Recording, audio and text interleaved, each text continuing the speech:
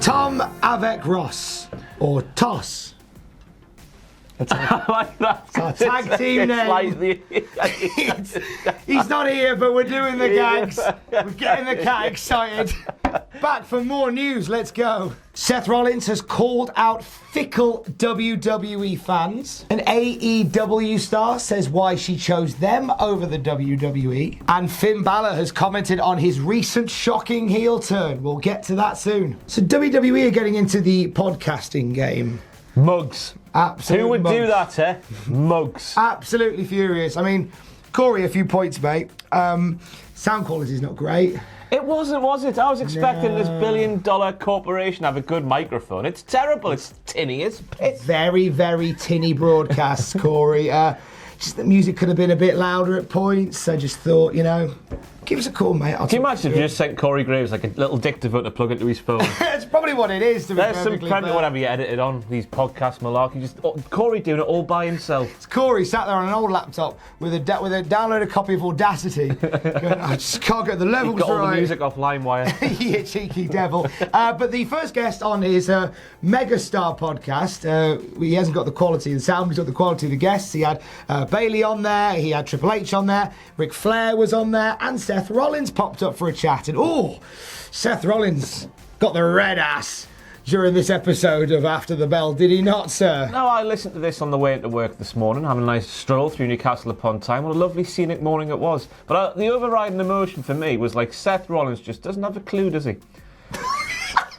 just doesn't have a... Scooby-Doo. In terms of being self-aware, the guy's got none of that. He's got a lot of other things. He's a very talented guy, obviously, but self-awareness is zero. So a few points from Seth's interview. He says about a year ago he was very much seen as the internet darling. Those are Corey Graves' words, to be fair. Seth wasn't calling himself the internet darling. That would be a thing.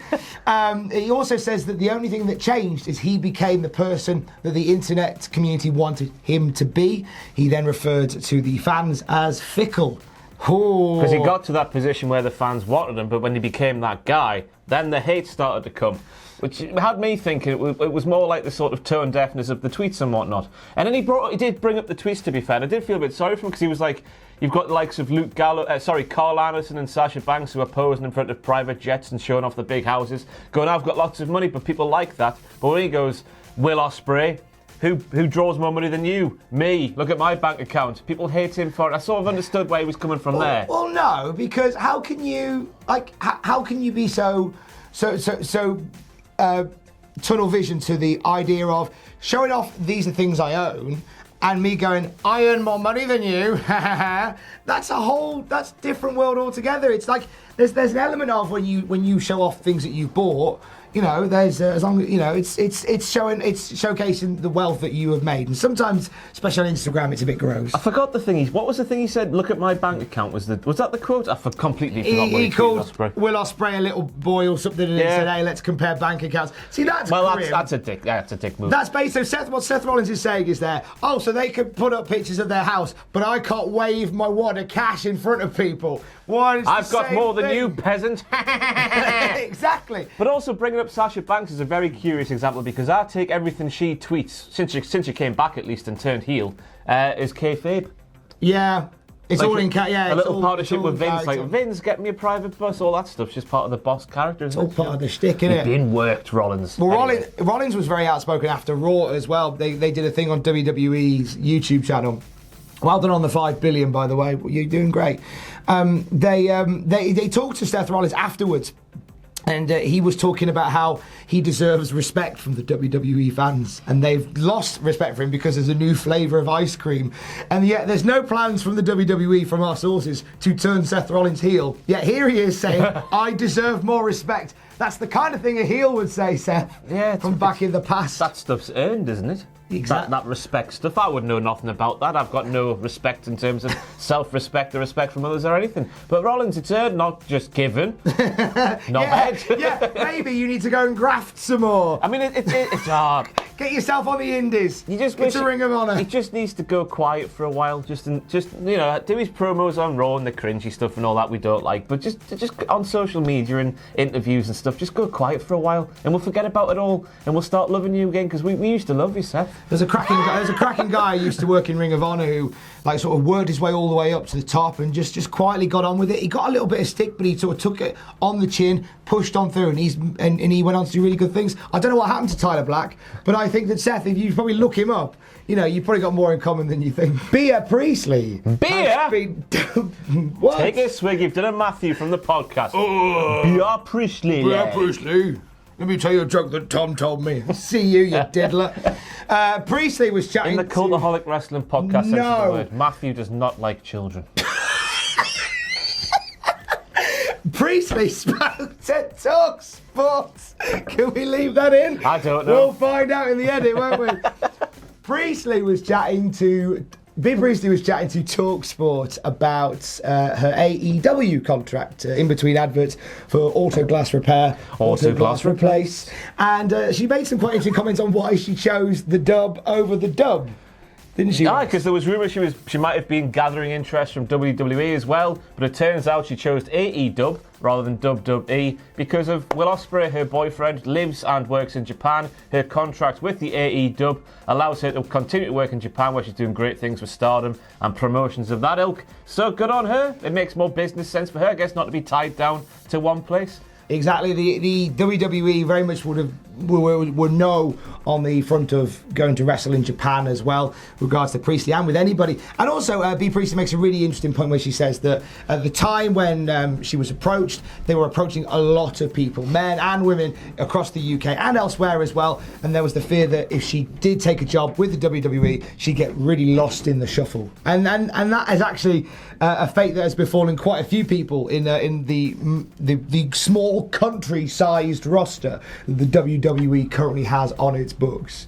And so I think she's made a great call by going to AEW. She hasn't appeared all too much on AEW so far. When she has, she's made a big impression. Exactly. Smacking folk in the face and not apologising for it.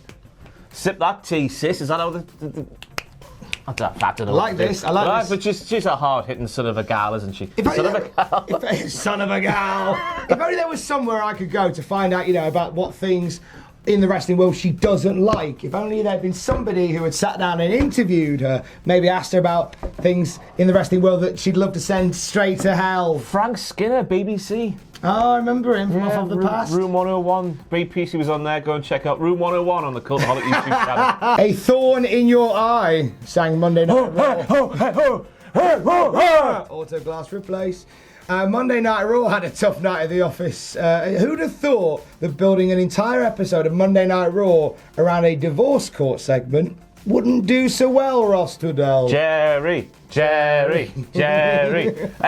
Yes, it didn't go well, did it? It just declined and then declined and then declined some more. The last hour of Raw posting less than 2 million viewers. This is now, let me see if I've got to make sure I get this right, the third worst non-holiday number in the modern history of Monday Night Raw. So, obviously you take out Christmas. When does the modern history start?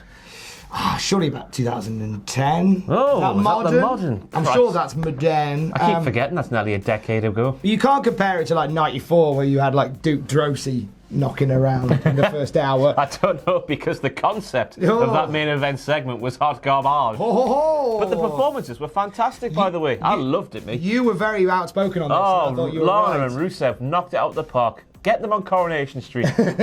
They very much turned chicken, into a chicken salad on that particular night, but sadly the ratings did. Vince McMahon is really high on this angle. Shock, horror drama.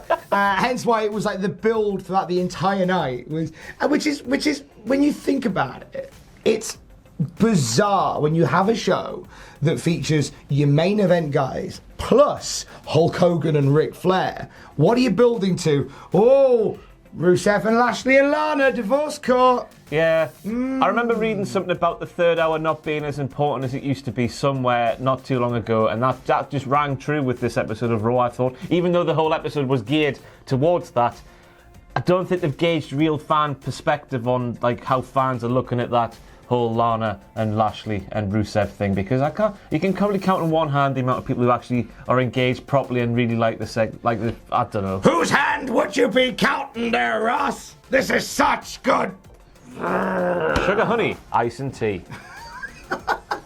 And lastly, it was quite the night a week ago when we watched Finn Balor kick the face off of Johnny Gargano to end NXT on USA. The heel turn that literally nobody saw coming. Literally a heel turn. His heels turned in the air and clicked. Oh my God, I never realised that. Kicked Mr. Gargano right in the face.